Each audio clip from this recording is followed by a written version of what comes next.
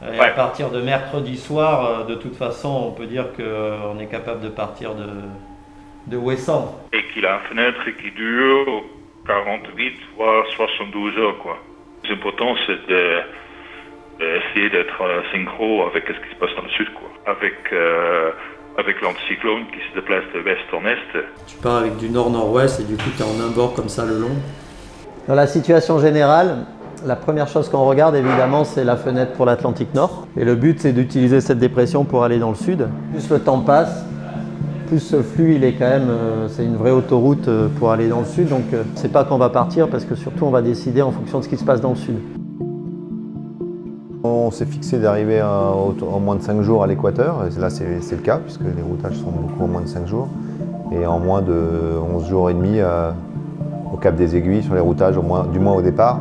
Donc c'est plutôt une bonne fenêtre, un peu compliquée dans le nord, mais après dans l'Atlantique Sud, si ça se déroule comme prévu, c'est presque une des meilleures qu'on a eues depuis le départ, donc c'est plutôt positif.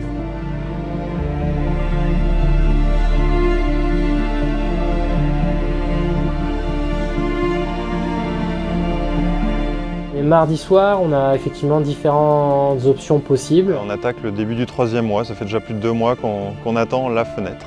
Ça va se passer cette semaine, donc entre demain et puis vendredi ou samedi au plus tard. Donc il va falloir effectivement monter en pression petit à petit, affiner un peu les derniers préparatifs. Le bateau est quasiment prêt, en tout cas chargé en avitaillement. Il reste encore un peu de frais à mettre à bord. Une situation un peu plus classique de départ qui s'installe avec beaucoup de portants, un gros anticyclone et des vents de nord globalement.